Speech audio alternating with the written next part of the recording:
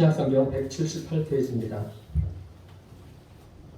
요한복음 18장 15절에서 17절 말씀을 함께 봉독하시겠습니다. 시몬 베드로와 또 다른 제자 한 사람이 예수를 따르니 이 제자는 대제사장과 아는 사람이라. 예수와 함께 대제사장의 집들에 들어가고 베드로는 문 밖에 서 있는지라.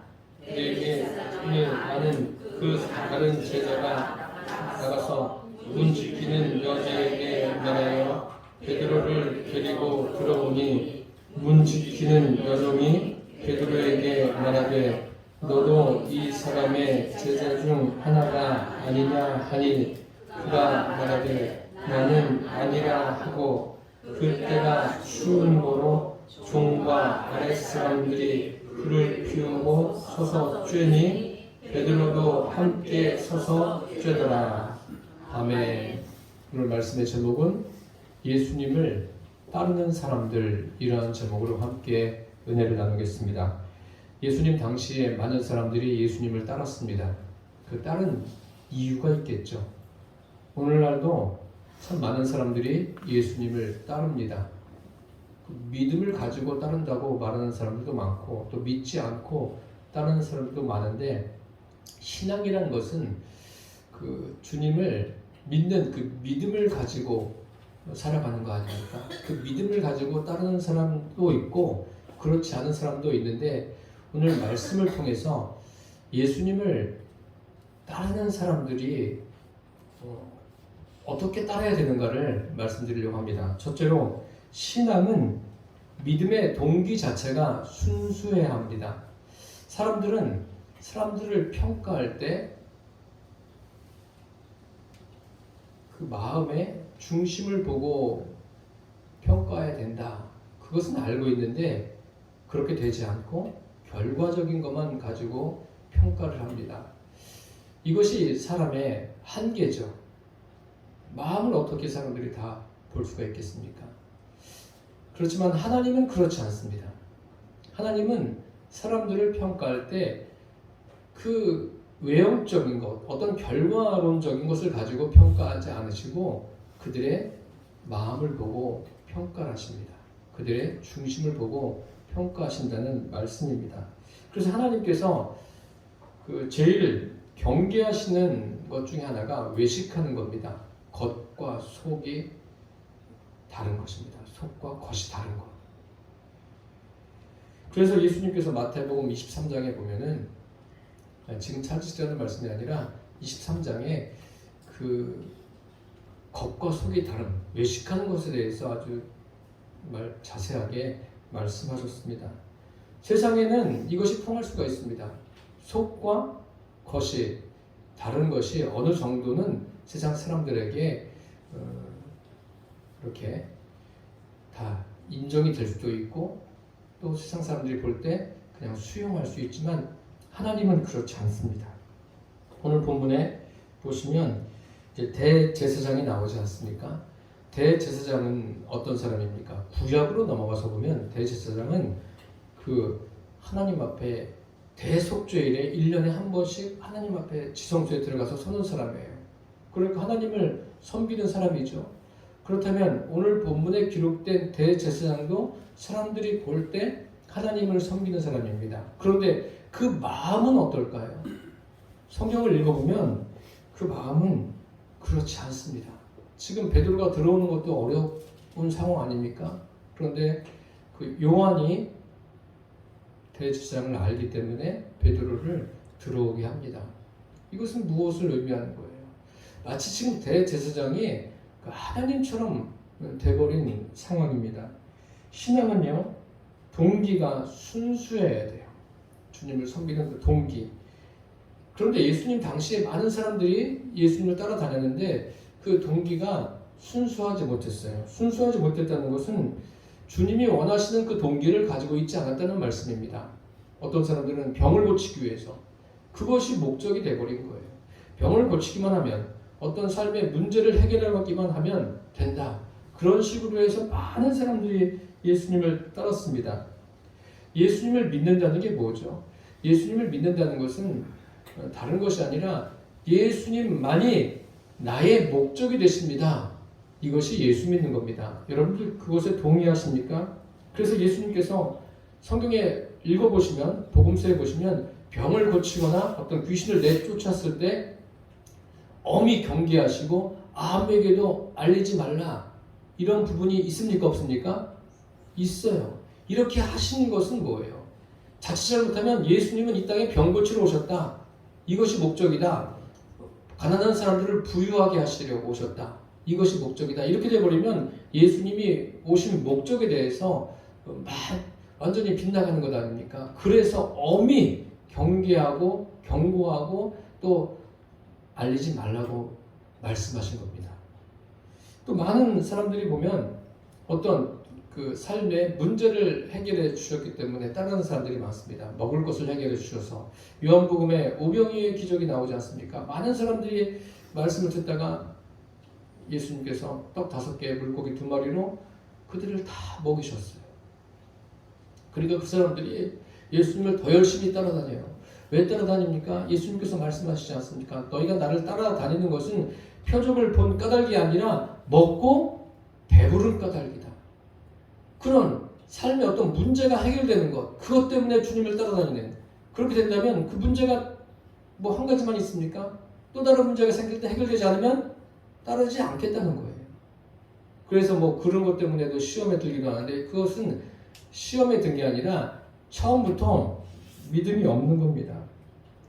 예수님께서 말씀하십니다. 영접하는 자, 곧 그 이름을 믿는 자들에게는 하나님의 자녀가 되는 권세를 주셨으니, 하나님의 자녀가 된 것, 내가 하나님을 믿는 것, 그것이 목적이 돼야 돼요. 그것이 동기가 돼야 돼요. 그런데 그렇지 않은 사람들이 많습니다. 신앙이란 것은 이것이 동기가 되지 않으면 큰일 나는 거예요. 구원과 관계가 없어져 버리는 겁니다. 그래서 저와 여러분이 그 믿음의 동기, 신앙의 동기가 다른 것이 아니라 예수님이시기를 바랍니다. 둘째로, 신앙은 목적이 반드시 순수해야 됩니다. 동기만 순수해서 안 돼요. 목적까지도 순수해야 됩니다. 예수님께서 공생의 초기에 그 사역을 시작하실 때 제자들을 부르시지 않습니까? 한 예로 마태를 부르십니다. 마태는 레위 마태고 또 세리예요. 요즘 말로 하면 세무 공무원 정도 되겠죠. 그에게 나를 따르라, 이렇게 말씀하십니다. 그가 자기가 하던 일을 내려놓고 예수님을 따릅니다. 예수님은 뭐 긴 말씀하지 않으셨어요. 나를 따르라. 이게 목적인 거예요. 너 나만 따르면 돼. 나만 믿고 나를 따르라. 이것이 목적입니다. 제자들을 부르실 때 그렇게 하셨어요. 어떤 예수님을 섬기면서 여러분들이 신앙생활을 하면서 체험을 할 때가 있지 않습니까? 특별히 예수님을 처음 믿는 분들, 그분들에게는 또 체험하는 그런 것들이 더 많을 수가 있습니다. 이렇게 어떤 체험을 하게 하시는 그 목적도 있는 겁니다. 그래서 처음에는 자기의 목적이 이루어지다가 나중에는 이것이 아니구나, 주님이 나의 목적이시구나, 이렇게 바뀌어 가야 돼요. 그렇게 바뀌는 사람 중에 한 사람 제가 소개하면은, 누가복음에 보면은 베드로가 그 어부 아닙니까? 고기를 잡기 위해서 밤이 맞도록 수고합니다. 그래서 수고했음에도 불구하고 얻은 것이 없었어요. 그래서 그물을 손질하고 있는데 예수님께서 오셔서 그 배에 오르십니다. 그리고 뭇에서 좀 뛰기를 청하시죠.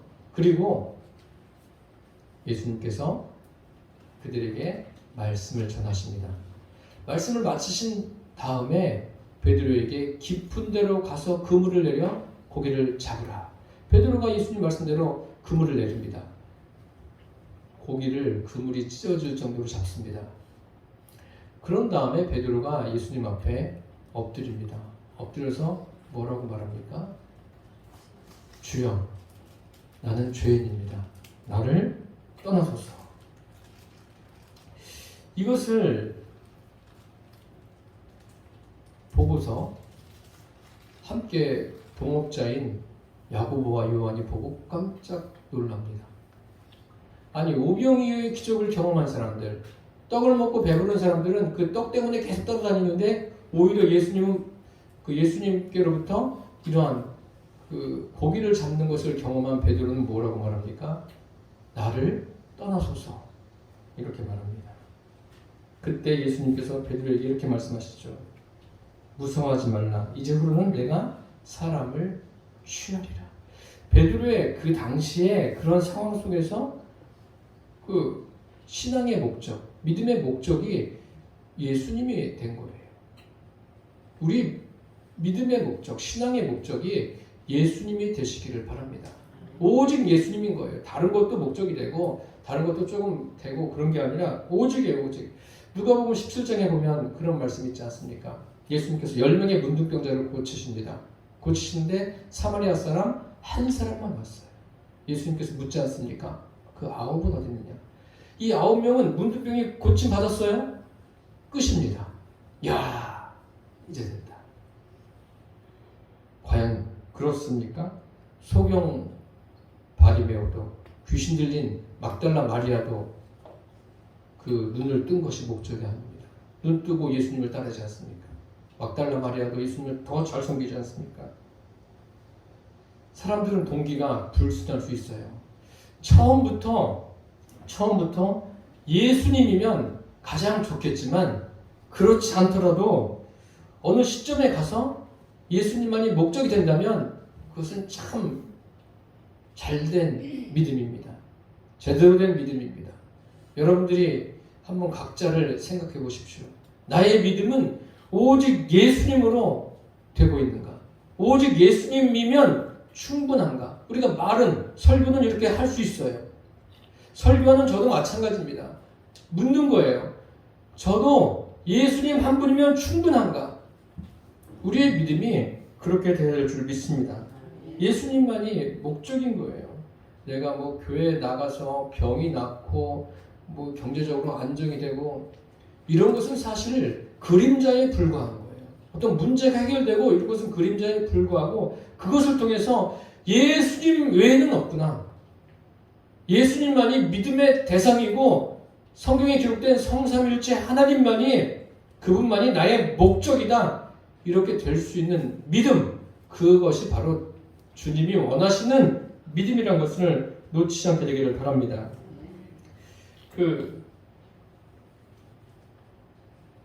예수님 말씀을 깨닫고 이렇게 바뀐 사람도 있어요. 요한복음에 보면은 빌립이 나다나엘을 전도하지 않습니까? 나다나엘이 그렇게 말하죠. 나사렛에서 무슨 선한 것이 나겠느냐? 그러니까 빌립이 말하기를 그거 와 봐라.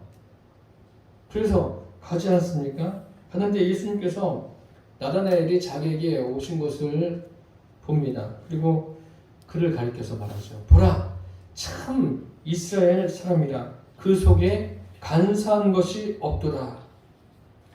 나다나엘이 깜짝 놀라는 거예요. 어떻게 나를 아십니까? 내가 무화과 나무 아래에 있을 때 내가 보았다 라고 예수님께서 말씀하시지 않습니까?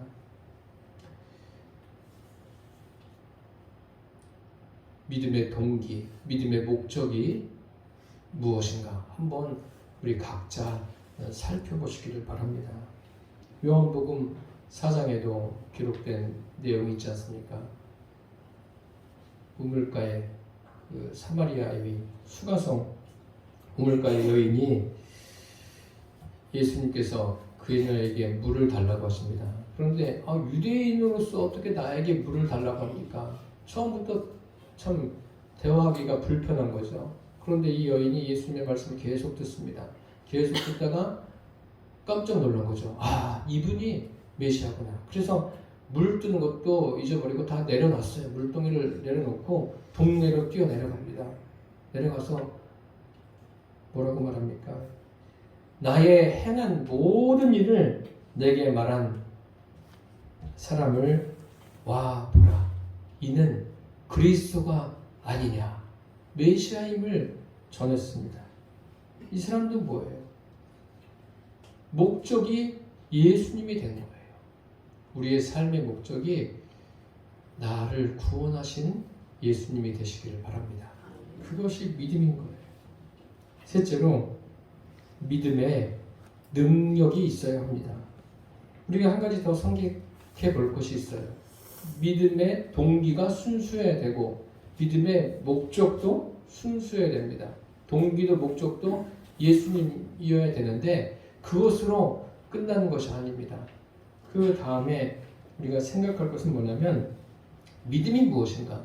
믿음이라는 것은 한마디로 능력입니다. 능력이에요. 마태복음에 보면은 그 씨 뿌리는 비유가 있지 않습니까? 씨 뿌리는 비유에서 그 돌밭에 떨어진 씨에 대해서 이렇게 설명하고 있습니다. 돌밭에 뿌렸다는 것은 말씀을 듣고 즉시 기쁨으로 받되 그 속에 뿌리가 없어 잠시 견디다가 말씀을 인하여 환난이나 핍박이 일어나는 때에는 곧 넘어지는 자요. 돌밭에 떨어진 거. 뿌리가 없는 거 아니에요. 믿긴 믿는데 뭐예요? 환난이나 핍박이 일어나면 넘어진다. 또 누가복음에는 이것을 이렇게 표현해 놓았습니다. 바위 위에 있다는 것은 말씀을 들을 때 기쁨으로 받으나 뿌리가 없어 잠깐 믿다가 시험을 받을 때에 배반하는 자요라고 했습니다.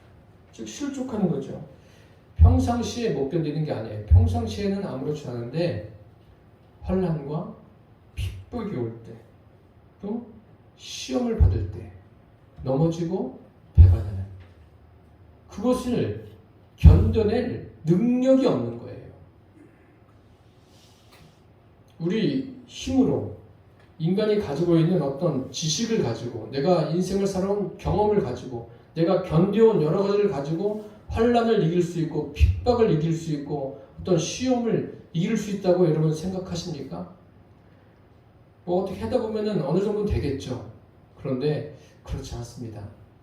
한 가지 더 말씀드리면 가시떨기에 떨어진 것에 대해서 이렇게 설명하고 있습니다. 그 비유에 대해서 가시떨기에 떨어졌다는 것은 말씀을 들은 자니 지내는 중 이생의 염려와 재리와 일락의 기운이 막혀 온전히 결실치 못하는 자요라고 했습니다. 말씀을 듣긴 들어요. 그런데 이생의 염려, 재리, 일락에 막혀버린 거예요. 염려할 일들 생기면 믿음이 더 이상 자라질 않아요. 그냥 주저앉아 버리는 거예요. 능력이 없는 거예요. 믿음의 능력.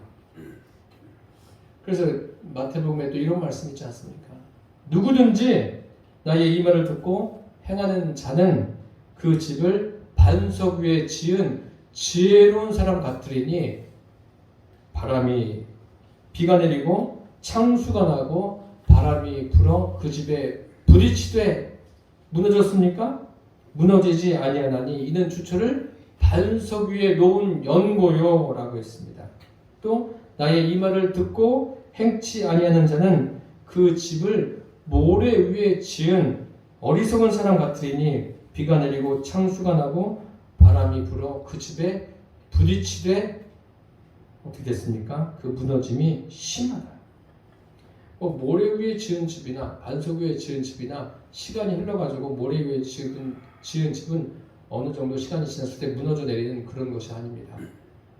비가 내리고 바람이 불어 부딪힐 때 무너지는 거예요. 견딜 능력이 없다는 거예요. 인생의 여러 가지 일을 만날 때 견딜 능력이 없는 거예요. 기독교 신앙에서 말하는 믿음이라는 것은요, 능력입니다. 여러분들에게 능력이 있습니까? 어떤 능력이 있어요? 삶을 살아가면서 이 육신도 그렇지 않습니까? 몸도 건강하기 위해서는 필요한 것이 뭐예요? 근육 아닙니까? 근육이 없으면 어떻게 돼요? 근육이 없으면 뼈만 가지고 몸이 지탱되는 게 아닙니다. 물론 어느 정도는 되겠죠. 근육이 있으면 다 잡아줘요. 몸의 균형을 잡아줘서 뭐 걸어가는 것도 불편하지 않고 어떤 일을 하는 것도 하게 하지 않습니까? 그것처럼 영적인 능력, 그것은 무엇입니까? 믿음의 능력은 무엇입니까? 그 능력이 있어야 돼요. 그 능력이 여러분들에게 있습니까? 오늘 그 본문에 보십시오. 본문에 보면 베드로에 관한 이야기가 나오지 않습니까? 베드로 들어갔어요. 들어가서 문 지키는 여종이 베드로에게 뭐라 그러죠? 너도 이 사람의 제자 중 하나가 아니냐? 그럼 뭐라고 대답해야 맞는 거예요? 내가 예수님 제자 맞다. 이렇게 해야죠. 왜요? 베드로가 이전에 뭐라고 그랬어요? 예수님, 내가 예수님이 죽는 데까지 갈 겁니다. 여기 있는 제자들 다 버려도요, 나는 갈 거예요. 걱정하지 마세요. 내가 있으니까 다 걱정하지 마세요. 걱정하지 말긴요. 지금 여기 들어오는 것도 요한을 통해서 들어왔는데 베드로는 지금 의지가 굉장히 불타오르는 거. 여러분 베드로 무시하지 마세요. 나 같으면 여기서 예수님이 나의 스승이십니다 이렇게 말할 텐데 베드로는 참 믿음이 부족하구나. 그럴까요? 그렇지 않습니다, 여러분. 베드로도 의지가 굉장히 강한 사람이에요. 인간의 의지가 강한 거예요. 여러분 의지가 있어요, 없어요?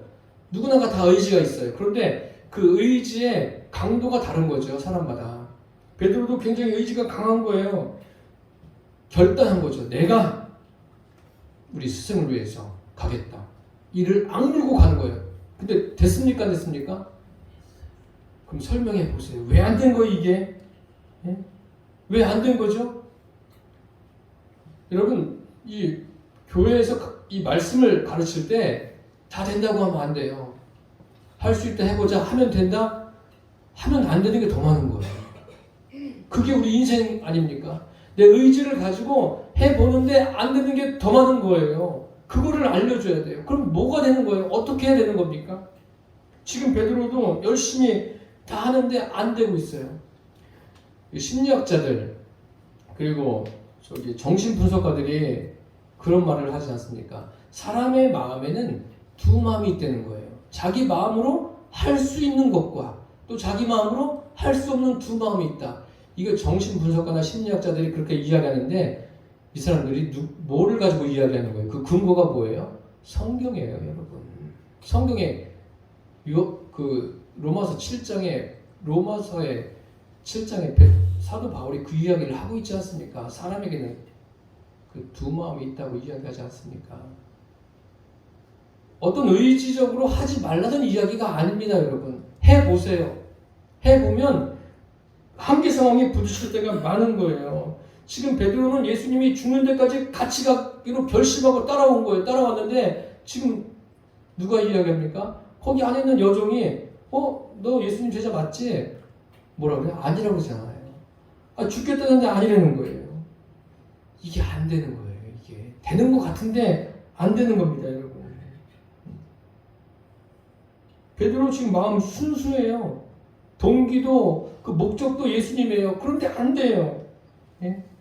이걸 어떻게 합니까? 여러분 요즘에는 이런저런 중독에 걸린 사람들 많이 있지 않습니까? 알코올 중독에 걸린 사람들 제가 여러 사람 신방 가봤는데 만나면 술을 안 먹을 때는 굉장히 순수해요. 한 사람은 제가 기억하는데 그 사람은 막 알코올 중독이 심하면 돈을 다 태워버려요. 그분을 만났어요. 만났는데 저만 만나면 울어요. 술을 안 먹고 멀쩡하니까 울죠. 목사님 약속할게요. 다음부터는 다시 안 먹을 겁니다. 아이고 돌아서서 신방하고 끝나고 나가면 또 금방 전화 와요. 술 먹고 지금 또 난리가 났다고. 의지를 한번 해보세요. 인간의 의지를 가지고 하는데 안 되는 거예요. 모든 중독이 다 그렇지 않습니까? 카드 쓰는 것도 그렇고 뭐 마약도 마찬가지고 이 세상의 모든 중독에 관계된 것 안 되는 거예요. 오늘 말씀이 여러분 마태복음, 마가복음, 누가복음, 요한복음 네 곳에 다 기록되어 있어요. 왜 주님이 이것을 다 기록해 놓으셨을까요? 강조하시는 거예요. 주님께서 지금. 예수님께서도 제자들이 왜 의지가 있는 걸 모르시겠습니까? 그들에게 말씀하시지 않습니까? 겟세마네 동산에 가서 기도하시고 오시는데 다 잠들었어요. 너희가 마음은 원이로되 육신이 약하다. 그렇게 말씀하시지 않습니까? 지금 베드로 보세요. 예수님이 죽는 데까지 나가겠다 하는데 뭐 하고 있습니까? 예수님 모른다고 그러고 불 쬐고 있어요. 그 추운 것도 조금 견디지 못해요. 그래가지고 졸졸 가가지고 불을 쬐고 있습니까? 베드로에게 가지고 있는 능력은 뭐예요? 불죄는 능력밖에 없는 거예요. 마음은 그냥 죽는 데까지 벌써 가 있어요. 예수님과 함께 죽는 데까지 가 있는데 몸이 안 따라지는 거예요. 이게 인생입니다, 여러분. 믿음이 뭐예요? 믿음은요, 예수님이 어떤 행하신 것을 보고 따르는 게 믿음이 아니라 영적으로 예수님을 따르는 거예요. 예수님이 누구이신가를 분명하게 알고 따르는 거예요. 어떤 분이신가 알고. 믿음의 능력을 보여준 사람들이 참 성경에 많이 있지 않습니까? 창세기 22장에 보면은 아브라함에게, 이삭에게, 아브라함이 이삭을 드릴 때 이것은 아브라함에게도 믿음의 능력이 있고 이삭에게도 믿음의 능력이 있는 거예요. 아브라함은 이삭을 드리는 믿음의 능력이 있는 것이고 이삭은 뭐예요? 스스로 자신을 드리는 믿음의 능력이 있는 거예요. 그 믿음의 능력이 저와 여러분에게도 있게 되기를 바랍니다. 돈 많은 부자 청년이 예수님을 찾아오지 않습니까? 찾아와서 이런저런 이야기를 하는데 돈을 가지고 돈의 능력은 경험했지만 이 사람은 능력자가 아닙니다. 믿음이 없는 거예요.